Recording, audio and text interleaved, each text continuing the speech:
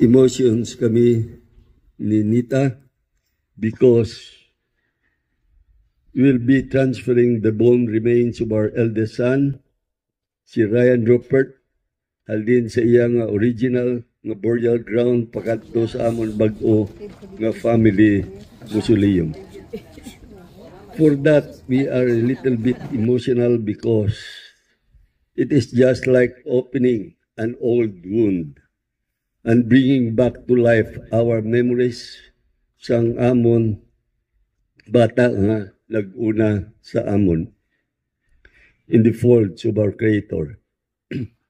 Pero while nasubuan kami, we are also happy nga subong i-bless na ang amon, na-bless na ang amon nga mausoleum, kag at least in life we can see where we will be laid to rest.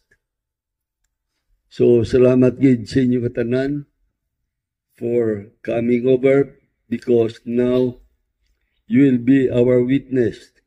And base sa ulihi, if we see each other in heaven, makahambal kami nga okay man gali ang ginaobra naton diri sa kalibutan sang buhi pa kita.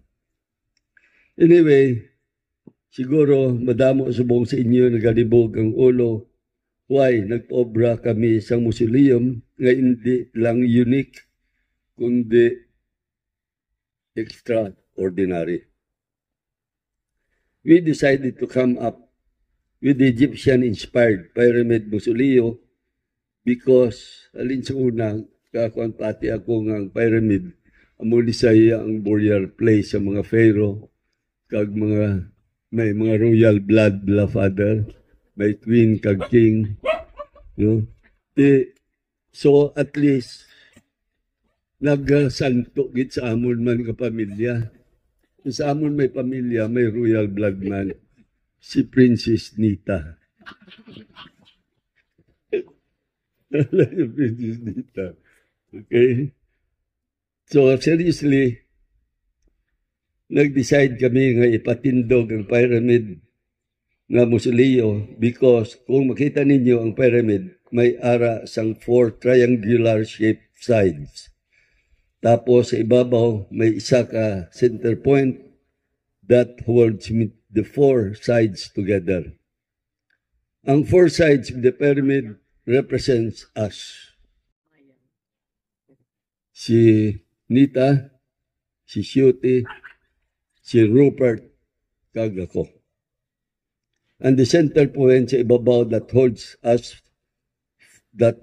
4 together is our God, the Creator. And you will not fear death for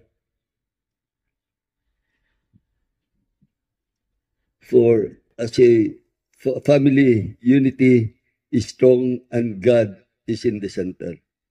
Amo ina ang pyramid ang akong nga ginpili because of its meaning and relevance sa amon nga pangabuhi. Simple malang ni ang pyramid ko, hindi bla. Pero galing Instagramable. Yeah. Dibinas lang kay ang concept ko nakuha man dayon sang pinaka the best and world famous nga architect and interior designer. Te amo ina ang amo sini ka unique kagkatahom sang amon pyramid mausoleo and the first of its kind here in this part of the region. For that, I am thanking the beautiful Marilyn Hinite for her design and interpretation of my concept. Salamat gid, Marilyn. Thank you. Palakpakan tambi. By the way, palug lang basi kung una ako sulod kag tinunto ka mo. Bo, pinahugid. Remember, I have my 2 guards sa perta. Aras daw.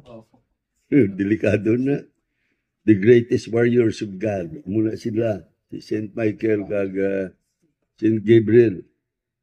No, muna silang gabantay sa aton kag ang ila sina nga power subra pa sa CCTV. So again, salamat gid and hoping na hindi na kamusagi pa ka-request sa akon sang extra space dira sa sulod, no po palihog lang.